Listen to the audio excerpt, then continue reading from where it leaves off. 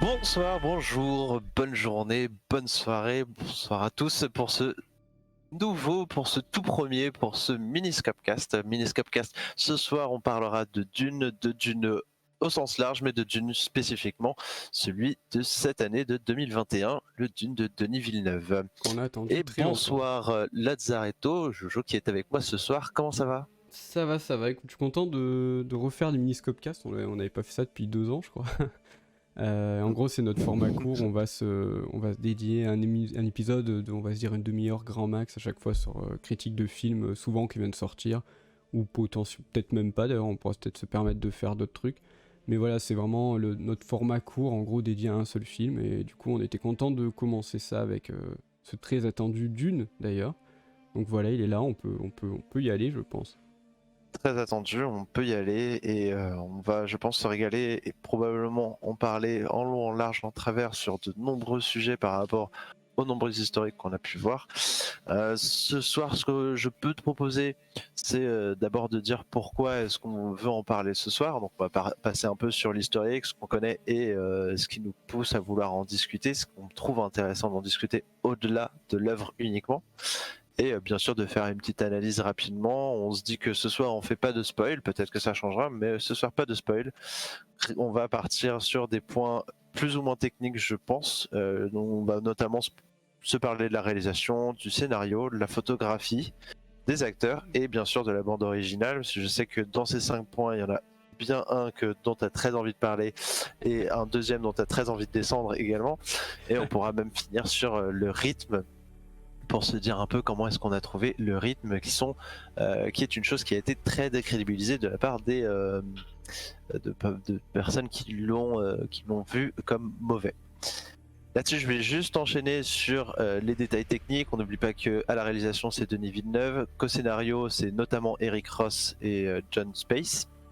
Mais Villeneuve est également présent et on sait que dans les réalisations qu'il a pu faire en tant que scénariste également, on note très certainement Incendie. Et sinon, sur le reste, on peut parler de Greg Fraser, qui est le photographe, enfin qui est le directeur de photographie, qui est très important ici, et bien sûr à la musique, Hans Zimmer.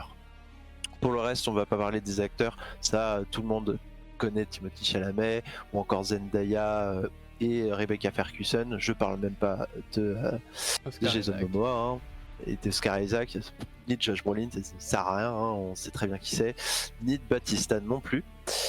Et d'ailleurs, ça on y viendra une autre fois. Mais voilà, je vais pas faire tout le temps, sinon on va s'y perdre pendant 1000 ans. Je te laisse la parole, Jojo. J'aimerais d'abord savoir de ta part, qu'est-ce que tu as pensé de la réalisation? Partons sur la réalisation d'abord. Eh ben moi j'ai trouvé ça incroyable. Enfin le film il m'a absorbé en fait. Le film est long, enfin c'est 2h40 ouais je crois. J'étais vraiment ailleurs en fait. Ça m'était pas arrivé depuis très longtemps au cinéma. Je pense que c'est un film. On dit ça souvent. C'est vrai pour des films très attendus ou des films un peu de grands réalisateurs. Mais pour moi c'est un film à voir en salle clairement. Je pense que mon plaisir sera un peu diminué si je le vois sur un petit écran. C'est vraiment une expérience.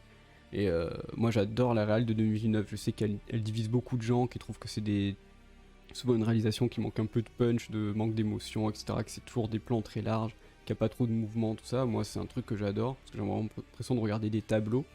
Et moi la réalisation de Dune m'a bluffé, surtout sur des moments très particuliers. J'ai eu la chance de le voir en IMAX, donc en plus ça a dupliqué les sensations de plaisir on va dire. Mais en tout cas, pour moi, c'était une belle claque et j'en attendais pas moins de Denis Villeneuve. Donc ça, c'est un côté qui m'a ni surpris ni déçu du moins quoi. Donc pour moi, c'est tout bon en termes de réalisation. Je pense que tu peux aller un peu plus en détail et dire ce que toi tu t'en as pensé, mais Je suis bien d'accord avec toi sur la réalisation, elle est globalement très bonne. J'adore la maîtrise et en effet, il y a beaucoup de personnes qui disent qu'il est froid. J'aime non pas cette froideur, hein, mais cette fraîcheur. C'est que ces plans sont très millimétrés, ils sont très calculés. Et on parle souvent également d'un autre réalisateur qu'on adore, qui est Fincher, qui calcule énormément ses plans, qui calcule énormément sa réalisation, qui travaille main dans la main avec le montage et qui réfléchit au scénario au moment où il prend ses plans, au moment où il pose la caméra, au moment où il décide comment est-ce qu'il va filmer ses scènes. On peut noter également qu'il a qui s'est attardé sur une caméra qui lui facilitait le travail en IMAX. Donc ça retentit par rapport à ce que tu disais, comme quoi le plaisir est décuplé. Malheureusement, moi j'ai pas pu le voir en IMAX, je l'ai vu en version 1, je pense. Cela dit, ce que j'ai trouvé vraiment intéressant dans cette rigueur qu'il a, c'est de se mettre en défi, de trouver des moyens, pléthore de moyens, de filmer la Jordanie d'un point de vue quasi, je sais pas comment dire, enfin féerique. Il y a beaucoup de plans qui posent, qui prend le temps de chercher pour donner une impression de décor qu'on ne verra jamais sur Terre.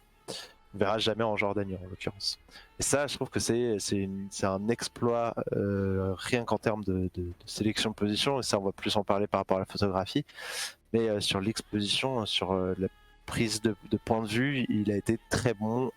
Il a très bien travaillé avec les monteurs pour découper le film. Il se suit sans anicroche. On pourra reparler du rythme plus tard par rapport à ça. Là-dessus, je te propose d'enchaîner sur le scénario, à moins que tu voulais dire quelque chose d'autre sur la réal. Non, non, la réal, j'ai pas envie de m'attarder dessus. C'est moi, comme je disais, j'ai vraiment adoré. Et en fait, c'est comme ça, en lisant les bouquins, moi, depuis longtemps, que j'imaginais beaucoup d'univers, de décors dans Dune, de costumes et tout. Donc pour moi, c'est une partie qui est très réussie. Toute la partie visuelle du film, pour moi, elle est impeccable. Et non, ça m'a bluffé, quoi. Donc, j'ai pas forcément plus à dire là-dessus, pour le coup. Si tu veux parler du scénar, si tu veux, je peux commencer. Euh, Si ça te va, hein. Le scénario, moi je suis très content de la décision d'avoir fait un film en deux parties, parce que comme moi, tu sais que Dune c'est quasiment 1000 pages, et on a vu déjà David Lynch s'y casser les dents à adapter ça en moins de 2 heures, et, euh, et le projet fou de Jodorowsky qui était complètement fou aussi, mais Dune c'est quelque chose qui est très dense, qui prend beaucoup de temps à s'installer et qui te balance 40 000 informations d'un coup dès les premières pages. Parce que Herbert et beaucoup de maîtres de la science-fiction de l'époque, donc des Kadik ou des Asimov, en fait, s'embêtaient pas à avoir un espèce de tutoriel au début du film où un personnage rencontre quelqu'un, il fait le Bene Gesserit. Mais qu'est-ce que c'est que le Bene Gesserit? Tu vois, en fait, c'est ça qui fait que la SF est aussi hyper réaliste, c'est que les personnages savent dans quel univers ils sont, et on va t'expliquer les choses au détour d'une conversation ou d'un enjeu important. Mais t'as pas une espèce de personnage qui pose 1000 questions comme dans les jeux vidéo, et puis tous les personnages du village ils te disent ah ben en ce moment il y a la guerre, oh tu vois.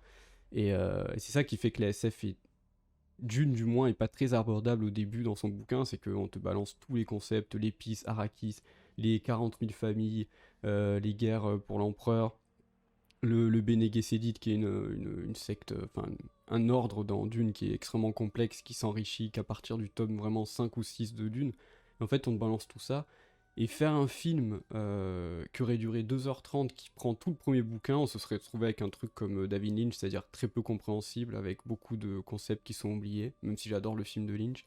Et je trouve que déjà avoir eu le courage de faire un film en deux parties, c'est ce qui fait que pour moi que le scénario du livre est extrêmement bien respecté. Il y a quelques petits trucs, quelques petits oublis que je pense seront rattrapés dans la partie 2, mais pour moi c'est vraiment là où le pari de ce film est réussi, c'est que l'histoire de Dune, de Frank Herbert, est vraiment respectée, et ça permet d'embarquer les nouveaux qui connaissent pas l'univers. Moi, c'était le cas de la personne qui l'avait avec moi. Un ami qui avait pas lu le bouquin, il a vraiment tout bien pigé, il était à fond quand on est sorti de la salle, j'ai trop hâte de voir la suite. Et en même temps, ça fait plaisir aux fans du bouquin. Ce qui était vraiment le plus gros défi de ce projet, et pour moi, ils l'ont réussi avec brio, et c'est un gros point vert aussi, quoi. Je trouve que c'est une super belle manière de raconter cette histoire sans trop se complexifier, mais quand même en étant complexe, tu vois. C'est pas non plus ultra édulcoré, on prend les gens pour des cons. C'est une œuvre complexe, c'est un film qui raconte des choses complexes, mais qui le fait de manière fluide et très digeste. Et pour moi, c'est aussi le gros pari gagné de ce film, quoi. Je sais pas ce que toi t'en as pensé, si t'as rien compris, si t'es sorti de la salle ou.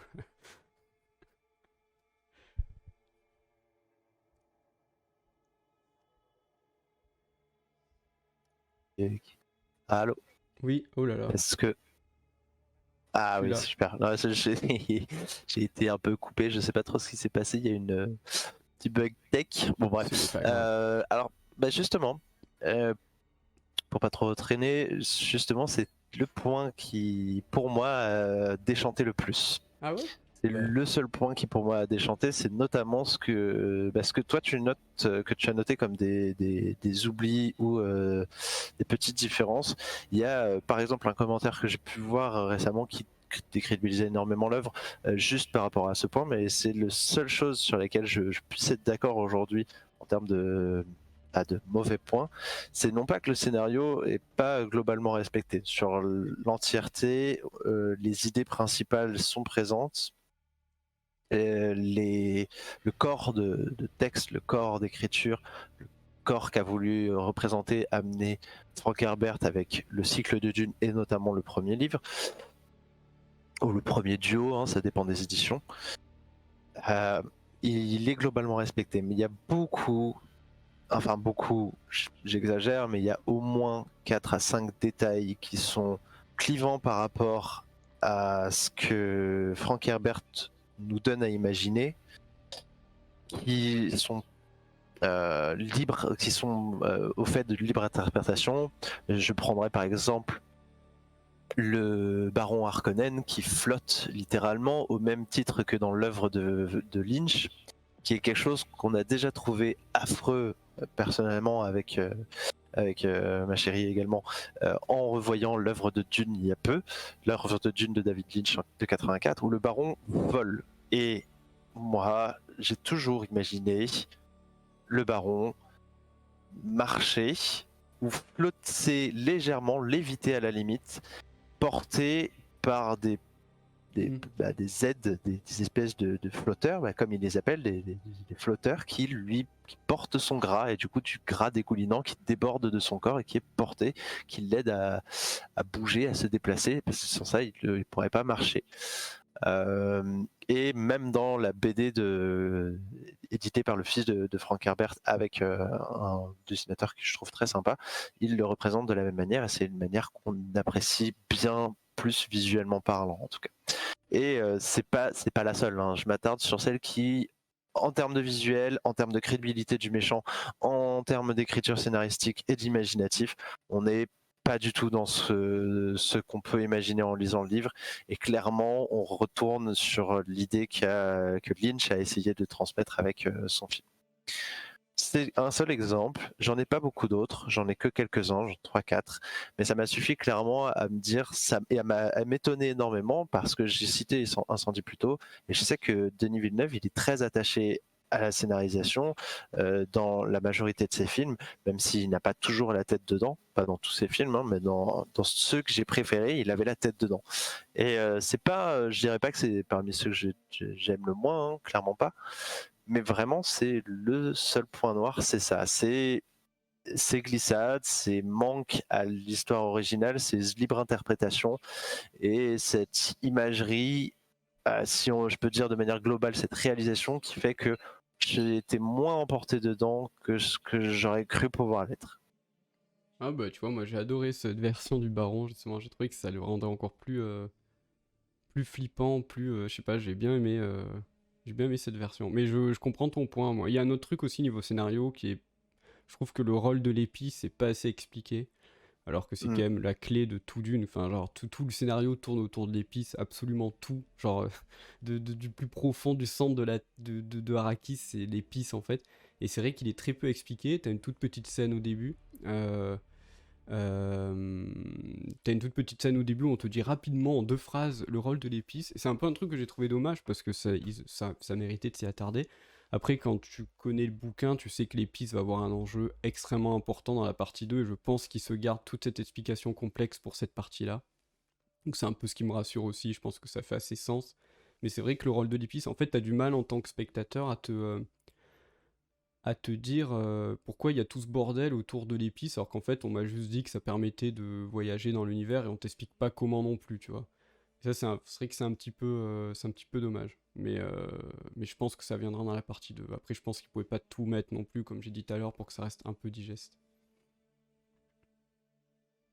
Oui, je suis bien d'accord. Et il y a plusieurs choses de cet ordre-là, mais celles-là, je les ai pas citées parce que clairement, il peut tout à fait non pas se rattraper, mais apporter les réponses à ces questions qu'on se pose, où on se demande est-ce qu'il va les intégrer au scénario et comment est-ce qu'il va les intégrer au scénario de manière Ouais. plus intrigante, plus poussée que ça. Et ce sera lors de, du Dune 2, part 2, où là peut-être qu'il pourra vraiment nous éblouir. Ouais, Et c'est pour ça que je cite pas ces points-là, et tu as tout à fait raison de les mettre en exergue, et je trouve ça super intéressant, c'est que c'est vrai qu'on se dit très rapidement en le regardant, l'épice et la planétologie sont vraiment très peu présents, Mm. alors que c'est essentiel dans la première partie du livre. Mais en termes cinématographiques, est-ce que l'adaptation n'implique pas justement d'y venir que à la deuxième partie, là où ceux qui viendront voir le film auront déjà un peu l'environnement en tête, les intrigues principales, et du coup se poseront les questions de comment est-ce que les Fremen et Paul vont peut-être travailler ensemble ou pas. Ouais, ouais, clairement, clairement. Il y a Lilia Amnetis qui nous dit dans le chat que elle a peur de se lancer parce que les livres, enfin, ça avait l'air difficile à lire. Il faut savoir que la nouvelle traduction qui est sortie l'année dernière aide beaucoup. Donc c'est une traduction qui a été faite à l'occasion de la sortie du film, quand il aurait dû sortir en 2020 du coup. Et elle aide énormément, et en plus si tu as vu le film, tu vas pouvoir te projeter mieux dans les premières notions, les premières pages qui sont très denses, comme je le disais tout à l'heure, en termes de SF et de termes qui sont utilisés. Je pense que ça se lit assez facilement quand en plus on a vu le film, on a déjà l'imaginaire visuel dans la tête, donc ça aide beaucoup. Et, euh, et après, Dune, ça reste un grand livre initiatique d'aventure, donc il y a énormément de phases qui sont très simples. Par contre, Herbert adore vraiment expliquer son univers, enfin, comment dire, mettre en avant son univers sans l'expliquer tout de suite. Et c'est ça qui peut un petit peu au début, comme beaucoup d'œuvres de SF, c'est un peu pareil pour Philippe K. Dick, c'est de balancer tous les termes en mode tu les connais pas, t'inquiète, ça viendra plus tard. Mais il faut passer un peu au-delà de ça, et une fois que t'es dans vraiment le cœur du roman, donc qui est les premières vraiment scènes d'action, etc., là tu t'oublies complètement ce que t'as lu avant, et au pire, tu t'en fous, tu dis que tu sauras plus tard de quoi il voulait parler, quoi. Donc Oui, c'est ça qu'il faut se dire. non, clairement. Il faut pas oublier que c'est un livre qui se lit très facilement.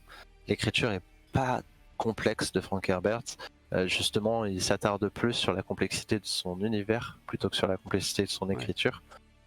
En plus, je dis ça en ayant lu uniquement la vieille traduction qui est très mauvaise. Vraiment, Ouais. quand je dis très mauvaise, elle est affreuse. Il y a des fautes, il y a des erreurs, il y a des problèmes de grammaire, de conjugaison. C'est atroce. Et pourtant, j'en ai beaucoup des livres du même âge à peu près. J'en ai lu des tonnes, et c'est parmi les pires traductions que j'ai pu voir. Et même comme ça, j'ai adoré le livre les trois fois où je l'ai lu, et je les ai lus complètement décorrélés. Ça vaut clairement le coup. Il n'y a aucun doute là-dessus. Tu conseilles la BD du coup aussi que j'ai acheté, je l'ai pas encore lu la BD qui est sortie l'année dernière, qui a l'air cool.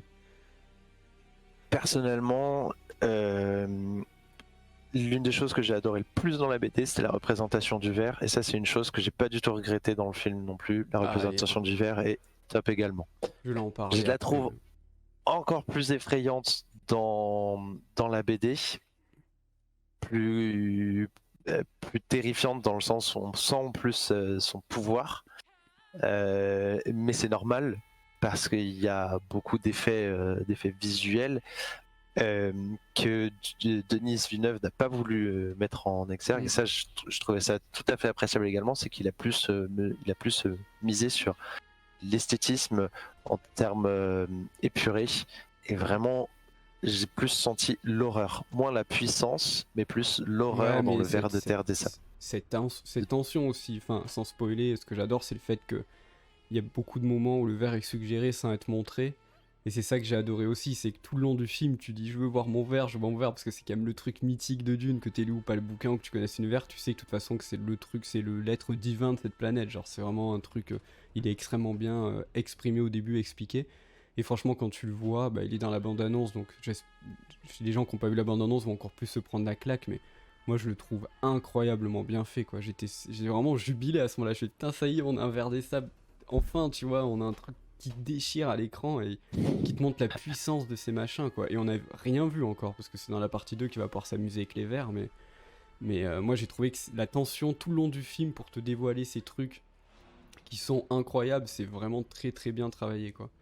Moi j'ai adoré la manière dont elle a fait les vers, et pour moi que si tu réussis ton vers, t'as déjà un peu réussi ton Dune, quoi. Tu vois, c'est C'est pas- vraiment... Il y a du vrai, je suis d'accord. Bon, on a convaincu Lily Améthyste, donc Voilà. je suis très content, on a convaincu au moins une personne d'aller se faire plaisir à découvrir cet environnement. Sur ce, je te propose de passer sur la photographie. Qu'est-ce que t'en as pensé? Ouais, bah c'est beau, ouais. Moi j'aime bien ce côté en fait où c'est ultra réaliste dans les plans en fait. Alors il y a un truc qui m'a un peu déçu, c'est qu'il n'y a pas trop de différence en termes de photographie et de réalisation sur Caladan, donc la planète au début du film de Paul Atreides, et sa famille avec Arrakis en termes d'environnement, d'architecture. Ça, c'est un truc qui m'a un peu déçu, tu vois. Genre, t'as juste l'impression qu'ils ont pris les meubles, tu sais, ils ont mis une lumière jaune pour Arrakis, ils ont mis une lumière bleue pour Caladan, et c'est le même décor, tu vois. Je trouvais ça un peu dommage. Je pensais que ce serait un peu plus travaillé. Tu vois, moi, Dune, j'ai toujours vu ça un petit peu plus en bordel sur Arrakis, tu vois, un peu en mode souk et tout. Là, c'est tout est nickel, machin. Ça, c'est bon, on peut dire dans le bouquin, c'est pas trop dit non plus si le palais d'Arrakis est extrêmement majestueux, mais en tout cas, j'ai vraiment cru que c'était les mêmes avec juste une lumière différente. Tu vois, je sais pas si t'as fait pareil, mais je trouve que c'était pas ouf à ce niveau-là. Après, la photographie, c'est de Denis Villeneuve, comme j'ai dit tout à l'heure, pour moi, c'est un truc qui est hyper envoûtant. Pour moi, je suis aspiré dans chacun de ses plans, dans chacune des couleurs qu'il utilise, dans chacun les plans immenses dans le désert. Ils m'ont bluffé en IMAX, encore une fois, c'était hallucinant comme c'était trop bien fait. Donc clairement, non, pour moi, j'ai vraiment... toi peut-être plus détaillé que moi, mais j'ai vraiment rien qui m'a déplu, en tout cas dans la photographie, et c'est ce que j'attendais, et il a représenté Dune comme j'aurais voulu le voir, donc moi, c'était fou, quoi. Moi, je vais juste me répéter par rapport à ce que j'ai dit déjà sur la réalisation avant, c'est que sur la photographie, Greg Fraser, il a fait un travail impressionnant de donner des positions, des plans de vue que Villeneuve a super bien exploité en nous donnant un visuel majestueux de désert qui semblait complètement irréel. Je sais pas Hmm. s'ils ont passé les coups de balai ou s'il y a de la 3D par-dessus ou si même Ils ont mis parfois des c'est pas les plaques. vrais environnements. Est-ce que tu sais qu'ils ont mis des plaques sous le sable pour faire vibrer le sable sur des centaines de mètres? C'est incroyable. Genre, c'est. Ah ouais, du coup ils ont fait de la préparation de Ouais. l'environnement quoi. Ça je ne savais Hmm. pas. Hmm. Et ça c'est vraiment impressionnant. Enfin déjà quand on le voit visuellement, j'étais subjugué. Waouh, c'est vraiment, c'est pas juste ils sont allés dans un décor Ouais, c'est ça. qu'on connaît et ils ont tourné quelques scènes. Enfin, je compare à Star Wars puisque beaucoup de personnes comparent Dune à Star Wars en disant que c'est de la merde parce qu'il n'y a pas assez d'action. Pour moi, ça, ce sont des gens qui méritent juste de prendre leur cerveau et de l'utiliser un peu plus, de réfléchir un poil un peu plus loin que juste ça Le pète pas, il méchant. n'y a pas assez d'action, c'est nul. Euh, Et je comprends qu'on puisse plus apprécier Star Wars à Dune, ça c'est pas le point, mais l'argumentaire il faut qu'il soit un peu plus euh, construit que ça. Et justement par rapport à ça, ce que j'ai adoré, c'est pas juste des environnements qui peuvent être vus dans certains points du monde, c'est des environnements qu'on a l'impression d'avoir jamais vus avant, peu importe toutes les photos qu'on a pu regarder d'environnement, Hmm. et je kiffe les photos d'environnement de paysage. J'ai jamais vu de la photographie pareille par rapport à des endroits désertiques. Et j'ai des amis qui sont allés en Jordanie et j'ai regardé leurs photos. Ça ressemble à rien par rapport à ça, quoi. Ouais, non, c'est fou, c'est fou, c'est C'est fou. complètement délirant. Et là-dessus, moi j'ai été subjugué de A à Z. La photo, c'est, je pense, ce que j'ai préféré avec le travail 3D et la réalisation de ce film. Ouais, non, mais c'est visuellement, il est incroyable, ça c'est certain. Et non, moi franchement, comme tu dis, subjugué, c'est le mot, envoûté. Enfin, j'étais vraiment sur mon siège, scotché. Quand le film s'est terminé, tu sais, il te faut un petit temps pour te remettre dans la réalité. Enfin, c'est genre, moi je trouve c'est abusé comme c'est trop beau. Et effectivement, le désert, quel terrain de jeu, quoi. Enfin, moi je me doutais bien qu'un mec comme Villeneuve, dans le désert, tu t'éclates à faire des beaux plans, mais comme tu dis, c'est vrai que c'est un désert qu'on n'a pas vu avant. Et je pense qu'on a encore rien vu du tout. Parce que je pense que le désert, on l'a vu que sur la deuxième partie du film, et je pense que si partie 2 il y a, Si vous aimez le désert, ça va être 2h30 juste de kiff absolu, quoi, parce que la partie de Dune, c'est désert, désert, désert, désert, désert, quoi, et ça va être fou, ça va être complètement fou. Incroyable. Ouais, bah, ça va être très cool. Je vois Valentin dit que c'est ouf que la majorité des effets spéciaux soient faits sur place. Alors, du coup, je pense que la majorité des effets pratiques, tu veux dire, ont été faits sur place. Faut bien dissocier effets pratiques d'effets spéciaux. On pourra s'en parler une autre fois, hein, je vais pas m'attarder ce soir. Et du coup, c'est tout ce qui n'attrait pas à de l'informatique, En tout cas, il n'y a mais pas de juste fond à de la vert, prise quoi, de ou plan très de peu. vue ou à du travail de l'environnement. Et là, c'est des effets pratiques qu'ils ont fait, ils en ont fait pas mal, en effet. Et Ah, ça, c'est très les cool, plaques sous le justement. sable, très peu de fond vert, Exactement. enfin, c'est fou, quoi. Je savais pas pour les plaques sous le sable, mais ouais, très peu de fond vert, et c'est essentiellement des prises de point de vue, tant qui ont permis de donner des impressions de 3D. Contrairement, je reprends Star Wars, où j'ai même vu récemment, c'était un post du directeur 3D qui disait que la bouteille de Luke dans le premier, celle où il boit goulûment, ou c'est le deuxième, je sais plus, où il boit goulûment d'une bouteille du téton d'un animal, d'un mammifère sur l'île, est une bouteille avec le liquide complètement fait en 3D, rien n'est réel, c'est même pas quelque chose qu'ils ont designé. Pas que je critique, mais je trouve ça intéressant, c'est en opposition. Je vous rejoins sur ça, j'ai cru comprendre que la critique majoritaire c'était la lenteur du film, et justement on a le temps de contempler et d'apprécier. Je te rejoins tout à fait là-dessus, Lilia Métis. Je suis bien d'accord, c'est vrai que tout ce qui est reproché, parmi les choses que j'ai dit, la lenteur y figure très souvent également.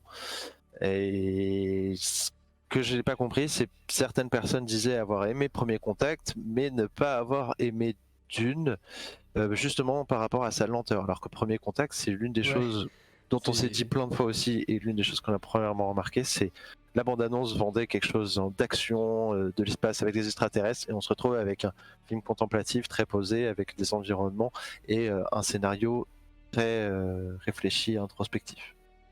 Et Je oui. sais pas ce que tu en penses, Jojo.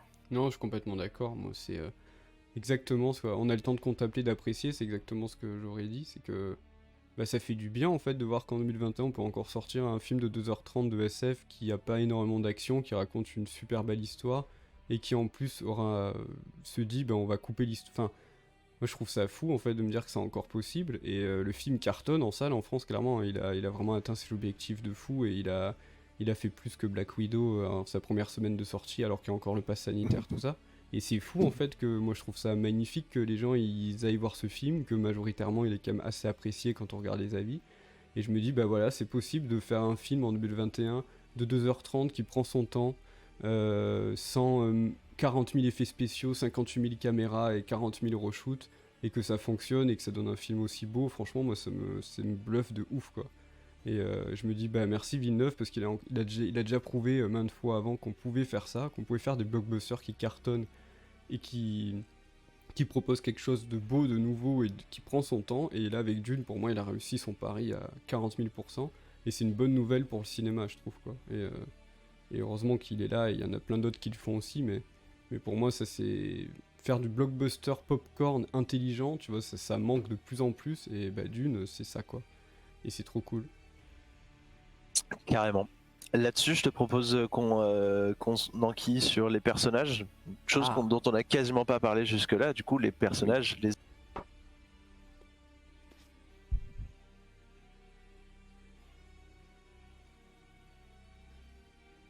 Oui.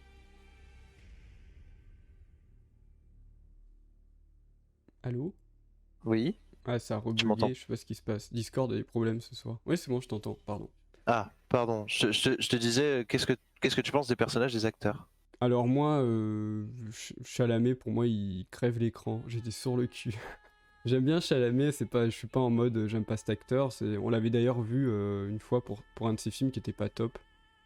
En vrai, pendant une avant-première, et je trouvais c'est un mec qui est très sympathique. Et, et c'est vrai que quand ils avaient annoncé Chalamet pour Paul Atreides, j'ai fait mais qu'est-ce que c'est ce truc, pourquoi ils font ça et tout. On avait commencé à voir les bandes annonces, j'avais fait ah ça peut le faire, et moi dans le film j'ai fait ah ouais non mais en fait ils ont trop bien choisi quoi, ils crèvent l'écran, et je trouve que ce côté de Paul Atreides un peu juvénile mais qui se maîtrise beaucoup, qui a pas trop d'émotion parce qu'il a été formé aussi par sa mère à ça, par sa formation Bene Gesserit, tout ça, qui a énormément de dilemmes en lui et qui doit trouver sa place, alors qu'apparemment il a une responsabilité énorme qui lui arrive sur les épaules, et ça c'est la première scène du film, donc ce n'est pas un spoil. Je trouve qu'il le joue extrêmement bien, et je trouve que dans les scènes d'action, il est crédible, mais à un point j'étais sur le cul, vraiment. Je fais, mais ça passe trop bien quand tu le vois se battre, le mec il est tout fluet, tu vois, et tout. Et genre il te balance 40 000 esquives à la seconde et tout. Enfin, j'ai trouvé que c'était trop cool, et j'étais vraiment bluffé de son personnage. Je sais pas toi si tu l'as trouvé cool dans ce rôle, mais moi j'ai vraiment adoré quoi. Je l'ai trouvé bien, je l'ai apprécié vraiment. Je comprends pourquoi est-ce qu'il est autant apprécié, pourquoi est-ce qu'il est plébiscité de ouf aujourd'hui. Ça m'a donné encore plus envie de voir de quoi il est capable dans The French Dispatch. C'est vrai que j'ai toujours pas vu Call Me By Your Name. Bah, c'est son premier Et du blockbuster, coup, Dune aussi, c'est cool quoi, tu vois. Il a toujours fait des films un peu plus discrets ou des films d'auteur ou des trucs comme ça. Et là, c'est son premier gros blockbuster d'action. Le mec, il a le rôle principal. Enfin, faut quand même déjà l'assumer. Quand on te dit tu vas jouer Paul Atreides dans Dune par Denis Villeneuve avec un budget aussi énorme, et je trouve qu'il s'est vraiment bien démerdé quoi. C'est trop cool. clairement, oui. Après, alors, je veux pas être méchant et j'apprécie l'acteur, hein, mais c'est sûr que si on doit comparer Kyle MacLachlan, je sais pas comment le prononcer, et lui, il va malheureusement pour Kyle MacLachlan, j'ai bien plus préféré Timothée Chalamet, clairement. En dehors de ça, ce que j'ai vraiment apprécié en termes d'acteurs, pour de nombreuses raisons, mais je vais juste citer les principales. C'est vraiment clairement, euh, encore une fois, j'aime beaucoup ce qu'est capable de faire Oscar Isaac. Ouais, incroyable, ouais. Il est Hyper bon. c'est pas un acteur qu'on voit énormément, mais il a très bien tenu le rôle Mm. euh, de Duke Leto Atreides. Et vraiment sur ce côté, j'étais vraiment en train de voir un Leto qui est concerné par son peuple, mais qui arrive pas très bien à discerner comment gérer les choses entre sa famille et sa gestion du pouvoir, qui est un homme bon, mais qui va se faire dépasser par les événements. Mm. Et il sait très bien le transmettre. Et franchement, ok, c'est un mec qui se fait voir de fou, qui est très présent dans plein d'endroits et dans d'œuvres plutôt, et il y en a certains qui l'appellent bébé, hein, tellement il est stylé. Je dois avouer que il n'a pas fait que des merveilles à mon sens, hein, clairement, mais Jason Momoa, Oh là là là, il claque quoi. Je comprends l'impact est pourquoi horrible. est-ce que il a été choisi pour faire Jason Momoa. Je comprends aussi surtout pourquoi est-ce que les scènes se sont beaucoup plus attardées, où je pense au montage, ils ont fait pas mal de scènes qui s'attardaient beaucoup sur des interactions entre Momoa et Chalamet, à savoir entre Paul et Duncan Idaho. Il y a quelques interactions, mais elles sont pas plus nombreuses qu'avec Gurney Halleck normalement dans l'écrit. Oui. Mais entre l'interaction entre les deux Ah non, personnages, elle fonctionne vraiment bien. Ouais. deux acteurs, ça marche super bien. Ouais, ouais, non, Il y mais a et c'est pas, on n'a pas l'impression de voir David et Goliath, on a vraiment l'impression de voir un mec un peu fluet face à un mec bien baraque et bien connaisseur qui échangent d'autres manières quoi. Ils sont pas liés par rapport à leur Mm. physique, par rapport à ce qu'ils fait visuellement, mais par rapport à autre chose quoi, à Non, quelque chose de ça marche plus. trop bien, ça marche trop bien. Et Et d'ailleurs, ça. Et juste mon tout dernier point, après je te laisse, désolé, c'est juste Rebecca Ferguson. Il ah y a bah pas voilà, mal de j'allais gens y qui ont venir. dit qu'elle est géniale, et bah moi je l'ai trouvé nulle. Je Ah l'ai bah moi je trouve trouvé. que c'est le meilleur rôle du film, tu vois. Ah ouais? Je la trouve Ah moi incroyable. je l'ai pas du tout apprécié.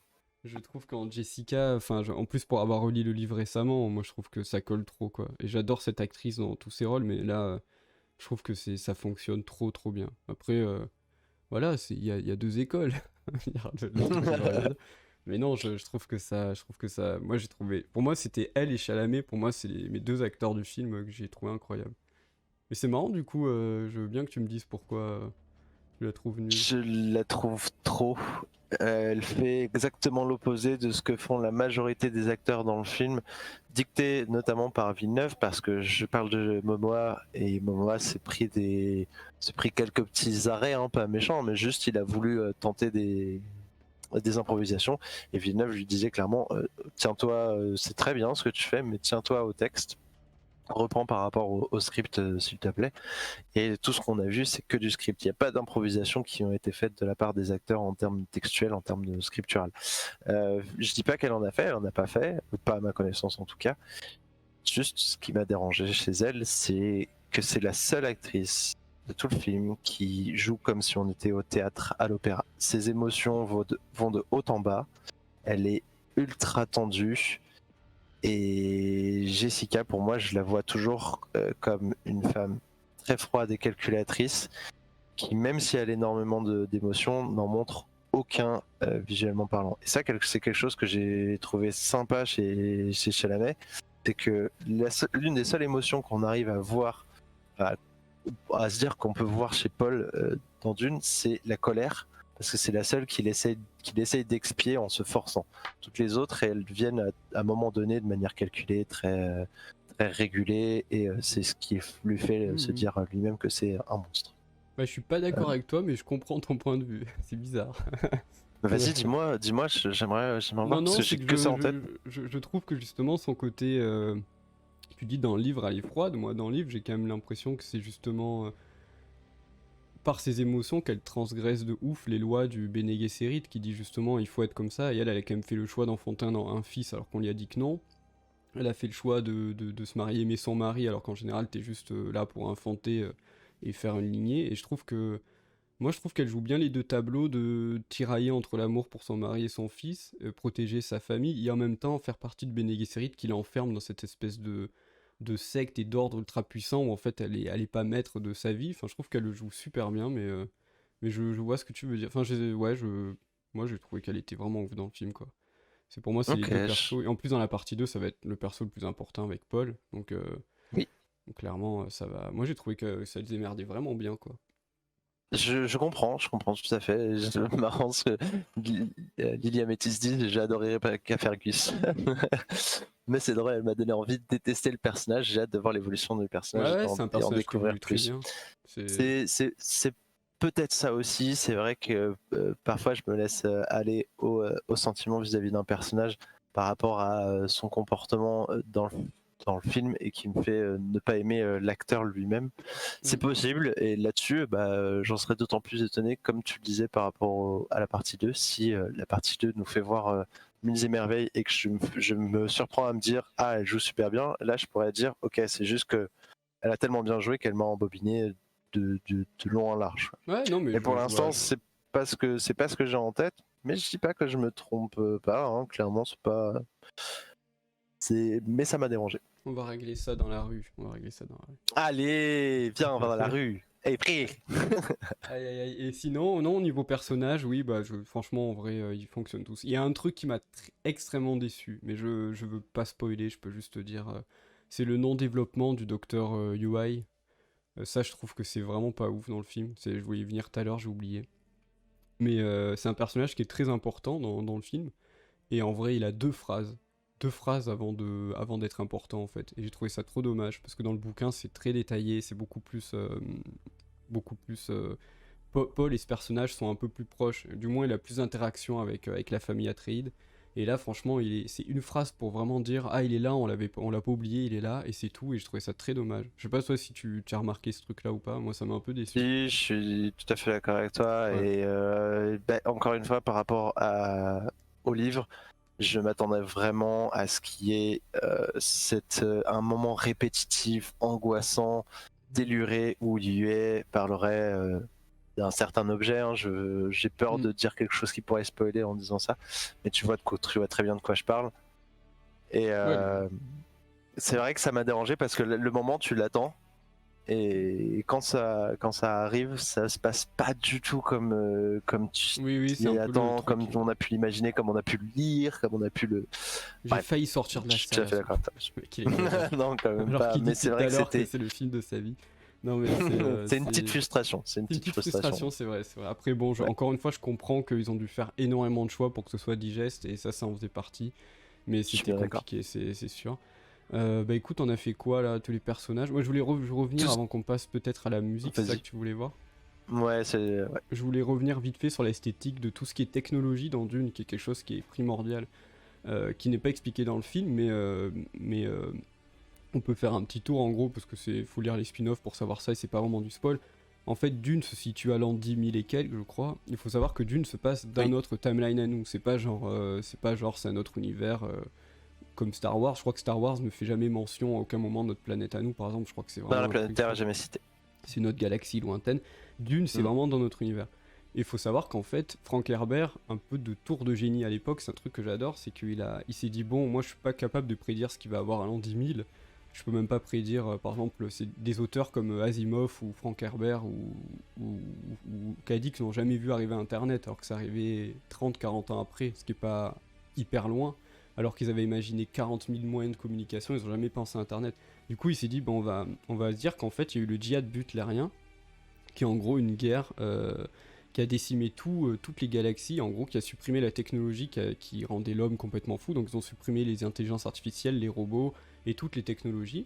Et du coup, Frank Herbert part du postulat que Dune, l'univers, la galaxie dans laquelle se passe Dune, ben en fait la technologie a été quasiment supprimée et l'homme a reconstitué sa technologie avec beaucoup d'analogiques, beaucoup de bidouilles, beaucoup de choses, et c'est pour ça qu'on se retrouve avec des vaisseaux très mécaniques où tu as l'impression que c'est vraiment des trucs, c'est des gros boutons, etc. C'est ce qui est très important dans Dune, c'est que ça a permis un peu à Frank Herbert, par une astuce, de se dire mon œuvre, dans 100 ans, elle sera encore valable, parce qu'en fait, quelle que soit la technologie que va inventer l'humanité, elle a été rasée dans Dune et elle repart à zéro, donc c'est déjà pour moi un coup de maître quant aux auteurs de SF de faire ça.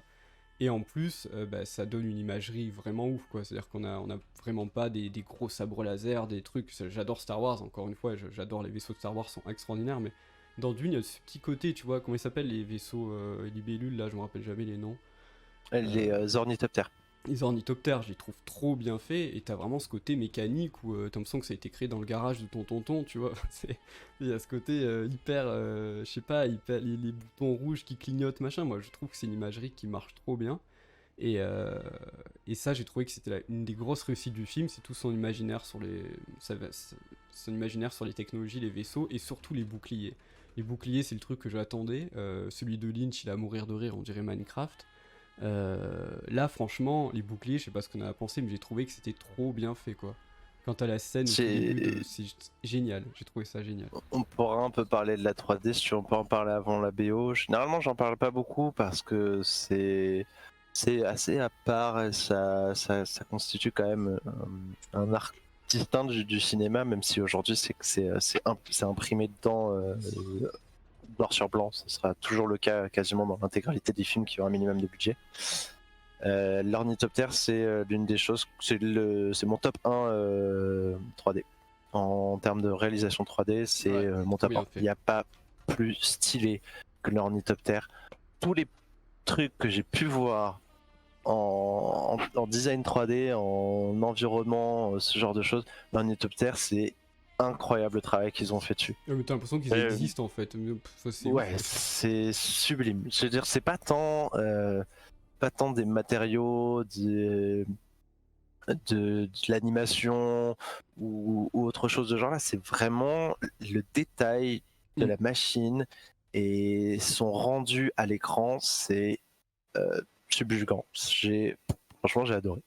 Il y a d'autres trucs où on peut dire, bon, c'est pas oufissime, c'est un petit peu moyen sur la gestion 3D. Par exemple, la ville d'Arrakis, elle est pas incroyable. Je m'attendais à Ouais, quelque chose d'un petit peu plus somptueux, même si ville désertique, ville un peu bunker. Ça manque de somptuosité, alors que tu vois des petites idées de pyramidal égyptien dans la conception, mais il y a un manquement. C'est cool, mais il y a pas la petite touche luminaire, il y a la petite touche étincelle. Par contre, l'ornithoptère de A à Z, oh, magnifique. ouais, je suis d'accord. Je suis d'accord.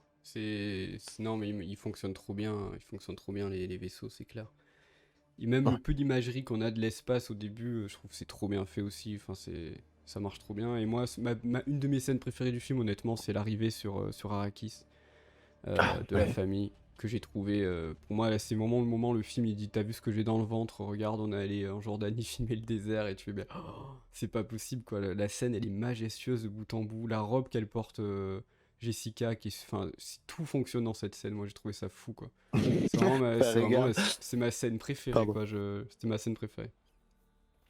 Lily Amétis, il dit OMG, je m'étais même pas dit que c'était de la 3D l'ornithoptère. Ouais, mais c'est L'ornicoptère, mais c'est incroyable, ça, hein. l'ornithoptère. Incroyable. C'est Bah trop oui, bien. c'est somptueux.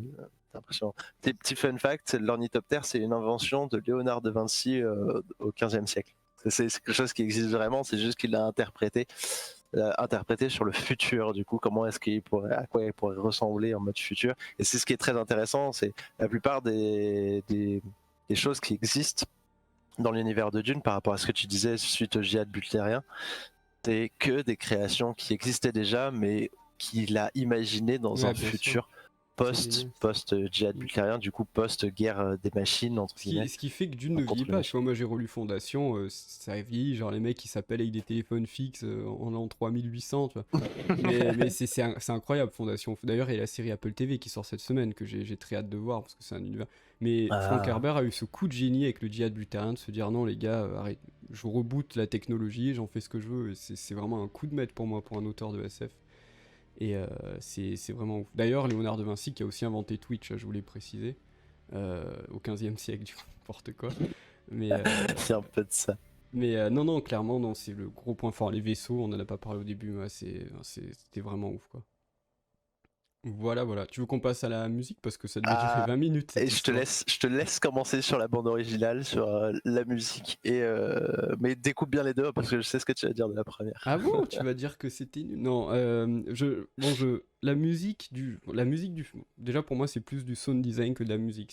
Pour moi ça fait le taf. C'est-à-dire que j'ai regardé le film, la musique elle est bien avec l'image, ça m'a bien envoûté dans le scope du film. La musique fait le taf, tu vois. Genre je me dis, ça fait le taf. Le problème que j'ai avec Hans Zimmer, souvent, c'est que j'ai l'impression déjà d'une qu'il allait chercher son dossier archive dans son dossier musique sur Google Seven et il a envoyé tout à Denis Villeneuve, ses 40 heures de musique et Villeneuve a trié dans le tas. Je suis de mauvaise foi parce qu'il y a un gros travail qui est fait sur les chants tribaux, sur des sons qui sont très réussis dans le film et qui fonctionnent dans l'univers de Dune. Mais alors il y a deux trucs qui me saoulent, c'est qu'on a quand même Dune qu'on attend depuis le film de Lynch en 84, c'est ça? Ouais. Oui. On n'a pas de thème mémoraux. Genre, est-ce que t'es capable de là me dire, à part le gna gna au début là, est-ce que t'es capable de me dire, me chantonner 20 secondes d'une BO de ce film? Un thème, tu vois, un truc qui marque, genre qu'on se dit putain, j'ai vu Dune, il y a un thème pour Dune, comme il y a un thème pour Harry Potter, comme il y a un thème pour Seigneur des Anneaux, tu vois, non, tu peux pas, parce qu'il n'y a pas de Non, il n'y a thème pas mémoraux. de. Il Et y en a moi, pas. c'est ça qui me saoule, c'est que la BO fait le taf dans le film, même si je trouve qu'elle est quand même assez répétitive des fois, et surtout, il y a un truc que je peux plus avec Hans Zimmer. Quand je vais voir un film où il y a écrit Hans Zimmer sur l'affiche, je suis obligé de me dire qu'au bout d'un moment, ma tête va exploser, tellement il y a des basses, mais c'est un truc de malade. Je sais pas toi, ta séance de cinéma, mais alors moi, je te jure, mais moi, je me suis bouché les oreilles, quoi. La grosse scène d'action au milieu du film, c'était horrible. Genre, c'est tu sais, des basses, des basses, des basses. Le mec, il met 8 basses. Il est incapable, Hans Zimmer, en fait, de véhiculer une émotion sans basse, en fait. Tu sais, genre, juste une petite mélodie. Et en fait, moi, je suis deck parce que quand je lisais Dune, j'écoute de la musique quand j'ai les bouquins. Et j'écoutais beaucoup de stoner, donc de Queen of the Stone Age ou même du métal indu comme Nine Inch Nails. Et en fait, des fois, la musique collait tellement à ce que je lisais que je me dis j'aurais trop voulu avoir des gros riffs de guitare, tu vois, quand il y a le verre des sables, ou des trucs stoner très lanciment, vraiment avec une guitare qui est accordée au plus grave possible, avec des trucs. Et non, c'est toujours des tambours et des chants. Ça fonctionne dans le film, donc la BO fonctionne, mais je vais jamais de ma vie écouter la BO en dehors du film, tu vois. Pour moi, c'est une BO, comme je dis, qui s'exporte pas. Alors, je vois, je vais vraiment pas me dire demain matin, tiens, putain, pendant que je bosse, je vais écouter la BO de Dune, tu vois.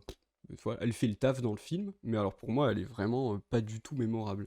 Pour moi, on aurait pu trouver mieux que Hans Zimmer pour faire ça, ou Hans Zimmer aurait pu un peu plus se, se bouger le cul.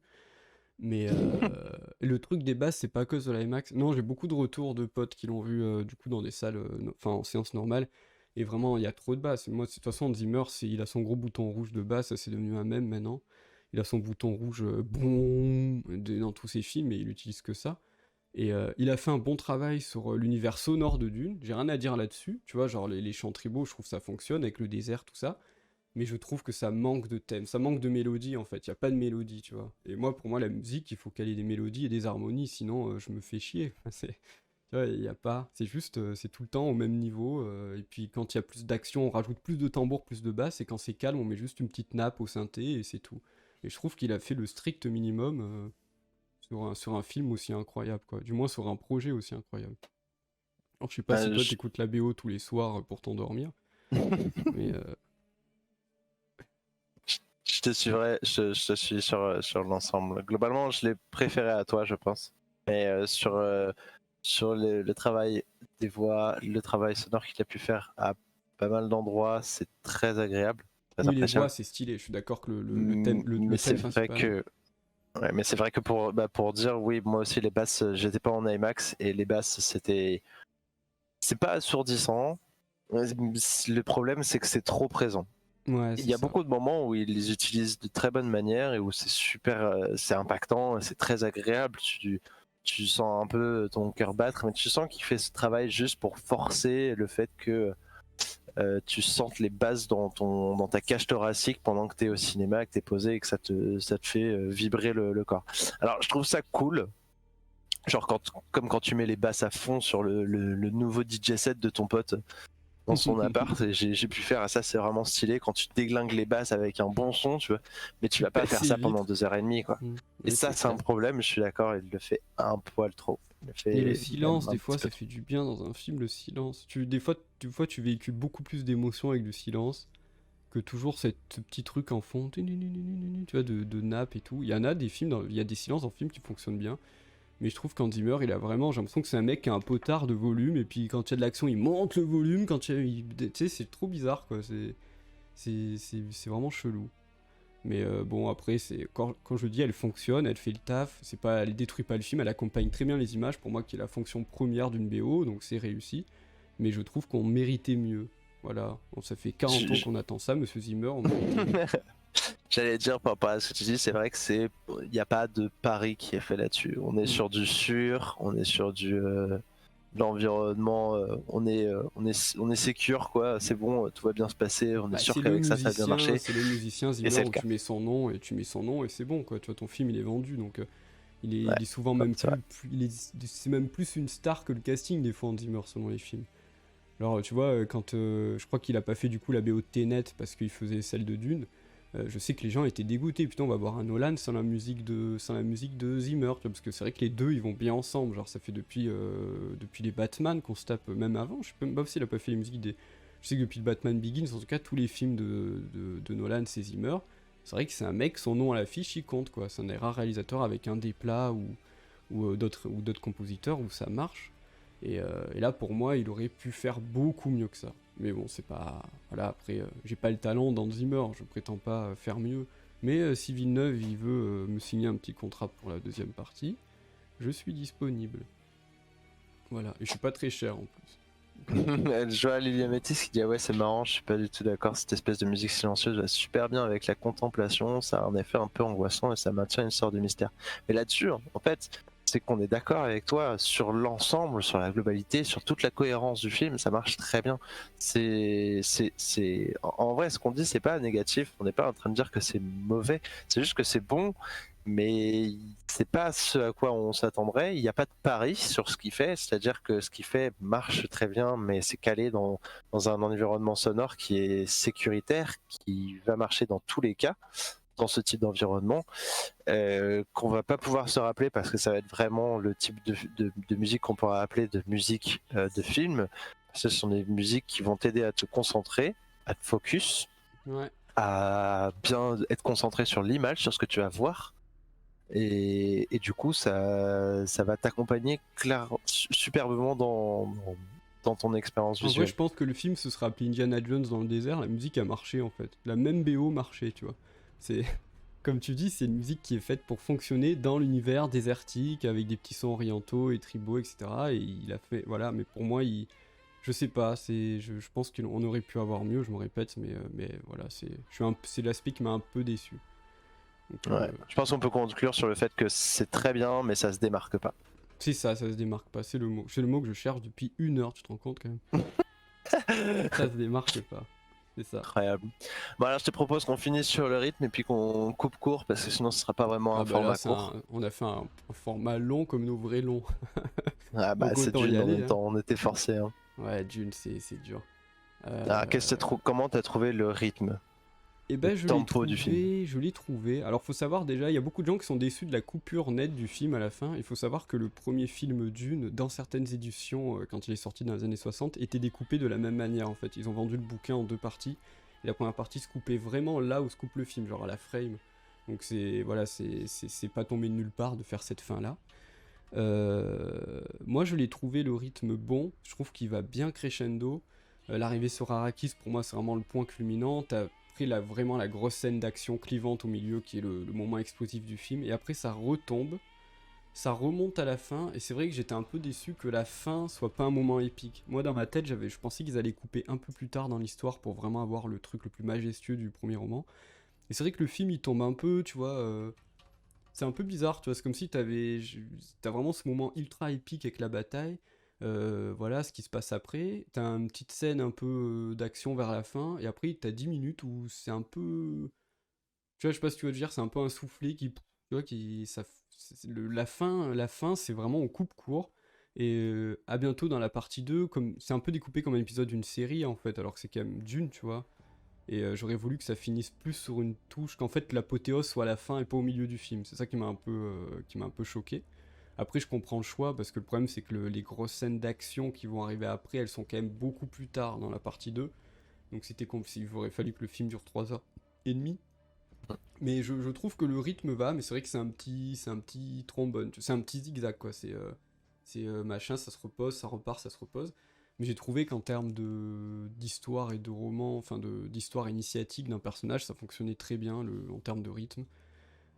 Même si c'est vrai que l'apothéose est au milieu du film, ce qui est assez rare dans un film blockbuster, action, science-fiction. Mais encore une fois, c'est Dune, et il casse un peu ces codes-là aussi dont on a l'habitude de voir dans le cinéma blockbuster ultra carré qu'on a aujourd'hui. Mais le rythme m'a pas choqué. En tout cas, il n'y a pas de moment où je me suis dit, oh, c'est relou, tu vois. Genre en mode, là, c'est un peu chiant, ça pourrait être enlevé. J'aurais peut-être enlevé 10 minutes du film, mais c'est tout, quoi. Ok. Sur, bah, de mon point de vue, j'ai ressenti la même chose que toi, mais plus encore, c'est que généralement quand je regarde le rythme, je postule toujours du début à la fin et je regarde comme si j'imaginais comment le film pourrait paraître si on l'imaginait comme un oscilloscope, donc comme ce qu'on peut voir quand on analyse les battements du cœur de quelqu'un. Donc je regarde ça de cette manière-là et je me dis toujours, tant que ça monte et ça descend assez régulièrement, qu'il y a des moments de suspense où l'oscillement est différent, voire limite plat, euh, ça me fait kiffer. Sauf que dans ce film, j'ai pas la fin. Et j'arrive pas à Ouais. pouvoir dire si j'ai vraiment trouvé le rythme bon, si je le trouve mauvais non plus. Ouais, c'est ça, en fait, c'est casser J'ai le beaucoup rythme, de en fait. mal. Comme tu disais, cette coupure au milieu fait que j'ai vraiment l'impression d'avoir vu un quart de film Mm. et un autre quart de ce qui va précéder à la suite du film. Ouais, Et ouais, pour moi, tant que j'aurais pas vu la partie 2, je serais incapable de dire si globalement le rythme est vraiment bon ou si juste j'ai été un peu ébloui par un beau démarrage et par quelques accroches et des belles choses Mm. qui finalement pourraient s'écrouler en peu de temps sur un mauvais contrôle du tempo Ouais, je suis et complètement de la d'accord. balance. Pour moi, c'est comme si t'as un morceau de musique de ouf, et en fait, tu le coupes au milieu du deuxième couplet, tu vois. Genre, poum, t'as eu le refrain qui était ultra ouf, t'as eu le début du deuxième couplet qui rajoute des petites nuances dans le son, et bim, tu coupes. Et bah, la suite du morceau, c'est plus tard. Où tu vas te retaper la C'est fin du ça. couplet, un gros refrain, le pont et c'est vrai que c'est ça. Et c'était un peu le truc à double tranchant dont on se doutait, hein, c'est que bah, couper le film en 2 parties, ça permet que le film fonctionne dans son narration, ce qui n'avait jamais été réussi avant avec Dune. Mais du coup, bah, tu te coupes un Mm. peu à un moment où bah, tu coupes au milieu, quoi. Donc forcément, c'est pas comme ça que le roman est construit dans son rythme. Et évidemment que moi, je me doutais avant d'aller voir le film avec la fin, allait pas être incroyable. Euh, et effectivement, ouais, sur le chat, Lily qui nous dit je me souviens plus de la fin, je me souviens de la scène violente un peu avant, mais c'est tout. Bah ouais, c'est ça en fait, c'est que le film, c'est vraiment l'impression limite il y aura un carton à la fin, venez voir le film pour voir la partie 2, tu vois. Genre, t'as un petit truc, voir en bas du contrat. Et bon, voilà, moi c'est bon pour moi c'est le prix à payer pour avoir un Dune bien raconté au cinéma. Il fallait 2 parties, et du coup il fallait qu'une première partie se finisse au milieu de l'histoire. Moi c'est C'est ça. malheureusement un choix qu'ils ont pas pu éviter, et peut-être qu'un jour on aura une director cut de 3h30 avec tout en même temps. Je sais pas. Mais voilà, c'est double tranchant. Après, je me dis que si c'était le sacrifice à avoir pour avoir enfin un bon film Dune, bah franchement, je prends quoi. C'est pas ça qui m'a le plus choqué. Mais c'est Allez, vrai qu'un jour, et bien on est prêt à se sacrifier on est pour la prêt à se bonne cause, sacrifier. Voilà, on est prêt à se sacrifier. pour l'honneur, C'est ça, pour la c'est ça. horde également. Le mec qui chante. C'est pas dans Dune, Pour ça. la horde. Pardon. Putain, on part en couille. Le truc devait durer 20 Débar- minutes, ça fait 1 heure, on est fatigué. J'ai même pas mangé, j'en peux plus. Débordement. Bah écoute, en tout cas, Sur ce, c'était un. est-ce que tu... Oui, Ouais, pardon. vas-y, pardon, vas-y. Non, moi d'abord, j'insiste. Ah bah j'allais dire non, mais moi j'allais commencer à conclure en fait, j'allais dire au revoir parce que j'allais dire c'était cool et puis je quitte, voilà, au revoir. Non, j'allais dire que c'était un plaisir de parler de Dune. En fait j'ai vu le film la veille de sa sortie mardi de la semaine dernière et j'étais en mode tu le vois quand parce que j'ai vraiment envie qu'on lance ce mini Scopcast avec ce film, je trouvais que c'était la meilleure occasion de le faire. Je pense que les prochains films, on fera un peu plus court si on y arrive, parce que là, c'était vraiment Dune. Et encore, il n'y avait pas El Rakou avec nous qui a lu le livre 40 fois et qui s'est fait tatouer Paul Atreides sur le ventre. Donc, sinon, ça aurait duré 8 heures, je pense. Mais, euh, mais on essaiera d'en reparler avec lui, parce que j'ai hâte qu'il voit le film aussi pour nous dire ce qu'il en pense.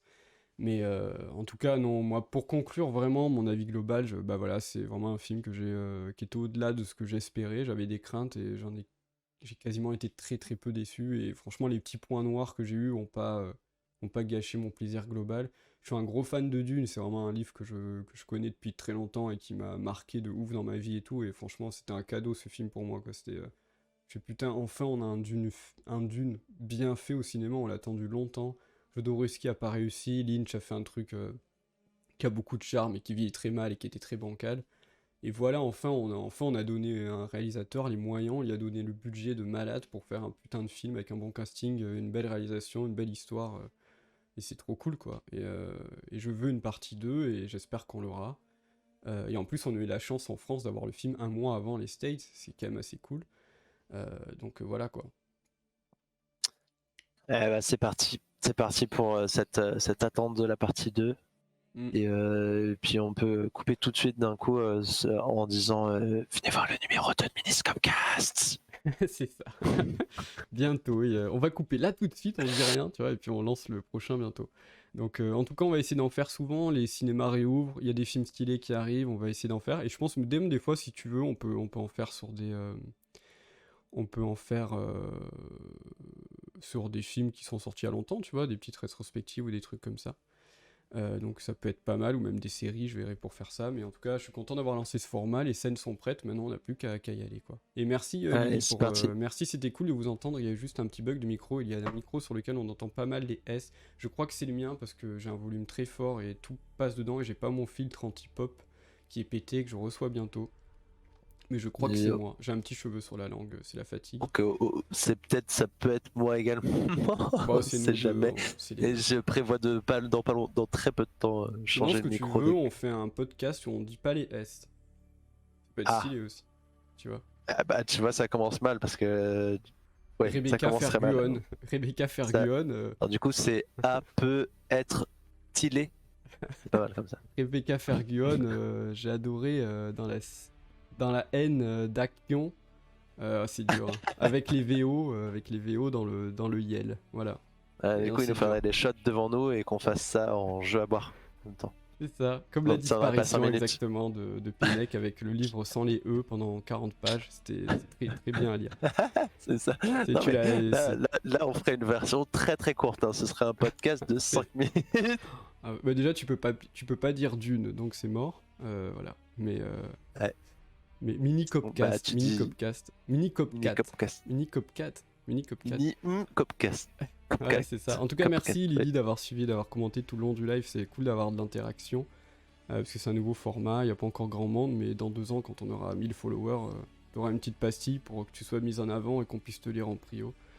Et, et puis merci beaucoup, merci aux autres qui étaient ici, merci à toi Zouzou pour parler d'une, c'était trop cool. Et puis à très bientôt pour soit un Scopcast pop du coup sur les news pop culture. On a déjà fait 3 numéros sur notre chaîne YouTube, et puis sinon dans les semaines à venir pour James Bond, moi je suis chaud d'en parler, mais faudra voir ça si tu veux aussi. Et puis on vous dit Allez, à très bientôt, et puis si tu veux rajouter un tout petit mot de la fin avant que je coupe, n'hésite pas. eh bien, cœur sur vous et merci d'avoir été là. Allez, Et bien ciao ciao. merci à tous, des bisous, merci beaucoup, très bonne soirée à vous, bye bye.